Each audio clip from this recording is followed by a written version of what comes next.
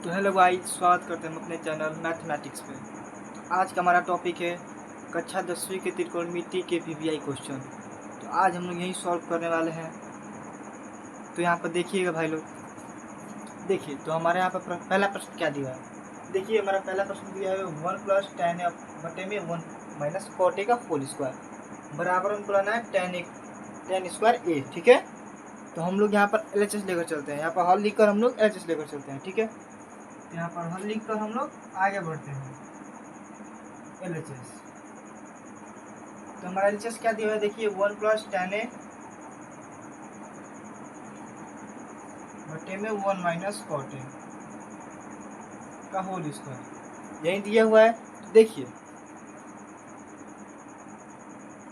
अब देखिए 1 + tan a को हम लोग क्या भी लिख सकते हैं, tan a को हम लोग क्या लिख सकते हैं, sin a बटे में cos a लिख सकते हैं। हाँ बिल्कुल लिख सकते हैं। यहाँ पर हम लिखेंगे sin a बटे के cos a। अब इसके बटे में है तो देखिए अब 1 माइनस, अब हम लोग cot a का लिख सकते हैं, cot a को लिख सकते हैं cos a बटे में sin a। अब लोग पता ही होगा cos a बटा में sin a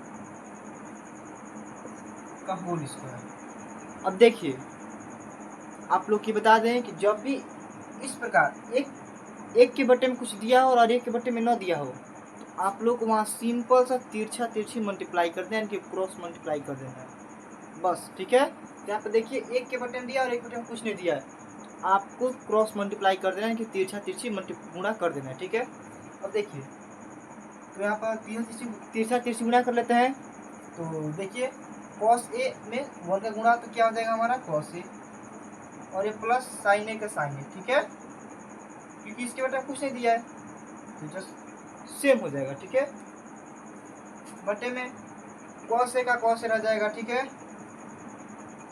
अब देखिए उसी प्रकार इसको भी कर लेते हैं, ये भी तो वही ना है। तो sin a में 1 का गुणा sin a minus cos a का cos a बटे में sin a का होल स्क्वायर। ठीक है, अब देखिए जब कभी भी पहले से कोई बटन दिया हो और उसके बटे में कुछ दिया हो, तो उसको सीधे ऊपर ले जाकर मल्टीप्लाई कर देते हैं। तो देखिए यहाँ पर हमारा दिया है cos a plus sin a बटा में cos a, यही दिया हुआ है।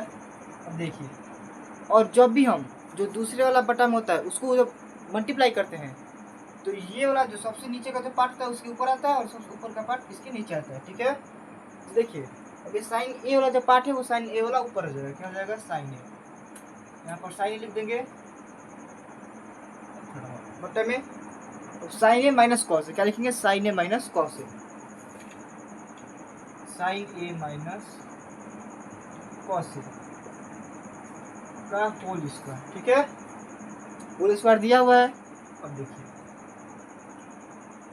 क्या हम लोग, अब देखिए यहाँ पे कॉस ए के कॉस ए प्लस साइन ए बटे में, अब देखिए इस माइनस को हम कॉमन करते हैं, क्या कर लेते हैं माइनस को कॉमन, यानी कि माइनस को बाहर ले लेते हैं। जब माइनस को बाहर लेंगे तो क्या बचेगा, sign A plus cos A, यही बचेगा हमारा। ठीक है, अब देखिए गुणे यहाँ पर साइन ए का साइन ए, ठीक है, और बटे में ये कॉस ए को लिख सकते हैं, हाँ लिख सकते हैं, क्योंकि यहाँ पर भी मल्टीप्लाई में, यहाँ पर भी मल्टीप्लाई में है, गुणा में है, तो हम लोग लिख सकते हैं ऐसे। ठीक है, और इसका होल स्क्वायर। ठीक है, अब देखिए sign A plus cos A खत्म,